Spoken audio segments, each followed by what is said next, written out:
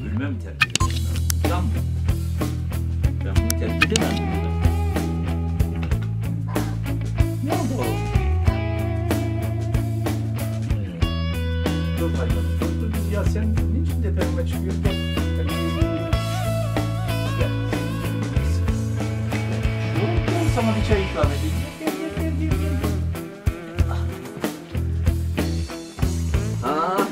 Anam. Çay içiyor.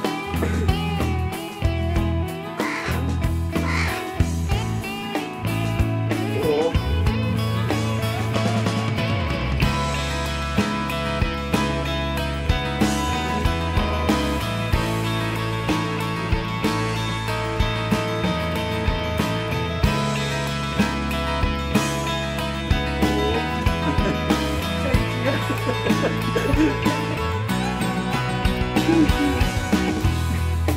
Hasan hiç tutuyorum. Orada şöyle.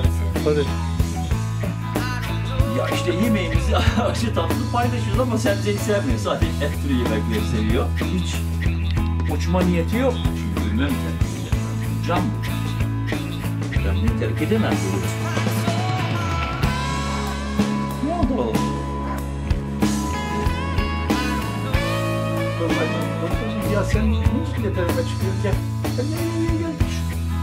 Gel. Senin yerin burası. Çok seviyor beni.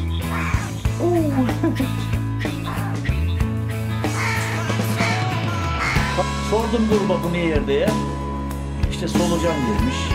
Balık falan tedarik etti buna. Vay vay vay. Anam. Doğası gereği benim bunu hapsetmem diye var ama bu şekilde bırakamam yani. Kedi köpek yerim. Kartallar geldi arasında cemizin dalında. Birini götürdüler. Bu da aşağı düştü. Bunu aldık eve getirdik. O günden beri bakıyoruz buna. Hasan, Hasan, gel, gel. Gel.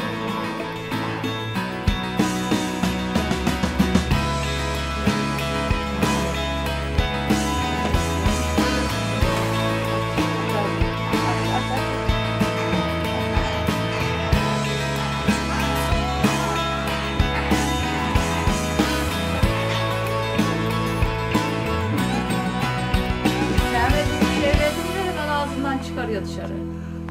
Sevdiği şeyler olacak. Ha bir tane. Çok da